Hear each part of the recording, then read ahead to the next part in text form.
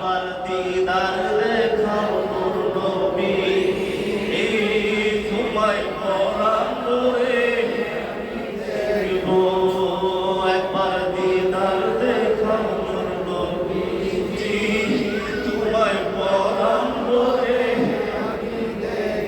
ও তোমার মধুর কালাম আমি শুনব, তোমার মধুর কালাম আমি শুনব, দিলের সাথে তোমায় দেখব, একবার দিদার দেখাও নবী, তোমায় পরাণ করে ইয়া রাসূলুল্লাহ ও মায়ার নবী দয়ার নবী, আপনি যেদিন দুনিয়ার বুকে তাশরীফ এনেছেন এই জমিন আপনাকে দেখে ধন্য হয়েছে, ঠিক কিনা বলেন? ইয়া রাসূলুল্লাহ ও মায়ার নবী দয়ার নবী, আপনি যখন এই দুনিয়ার বুকে তাশরীফ এনেছেন এই দুনিয়ার কাছে পাশে দেখে আপনাকে ধন্য হয়েছে। মক্কা মদিনা শরীফের পাহাড়, পাথরের পাহাড় আপনাকে দেখে ধন্য হয়েছে। আপনি যখন দুনিয়ার বুকে তাশরীফ এনেছেন আকাশের মেঘ আপনাকে দেখে ধন্য হয়েছে। আপনি যখন দুনিয়ার বুকে তাশরীফ এনেছেন আপনার খানায় কাবা আপনাকে দেখে ধন্য হয়েছে।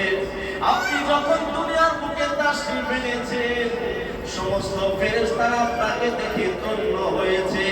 আপনি যখন দুনিয়ার বুকে তাশরীফ এনেছেন মায়ার নবী, দুনিয়ার সমস্ত সৃষ্টি আপনাকে দেখে ধন্য হয়েছে।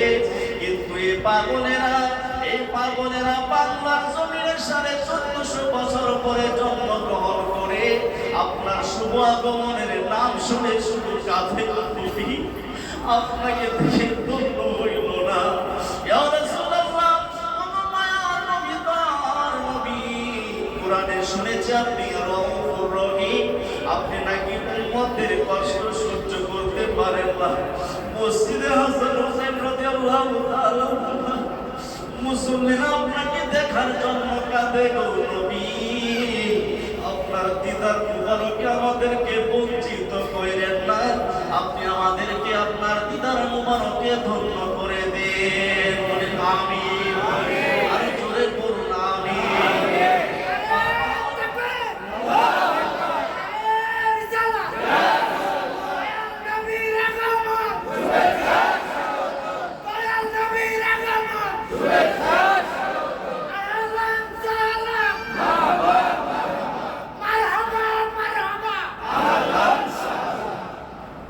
আমার জীবনে নবীজি দেখা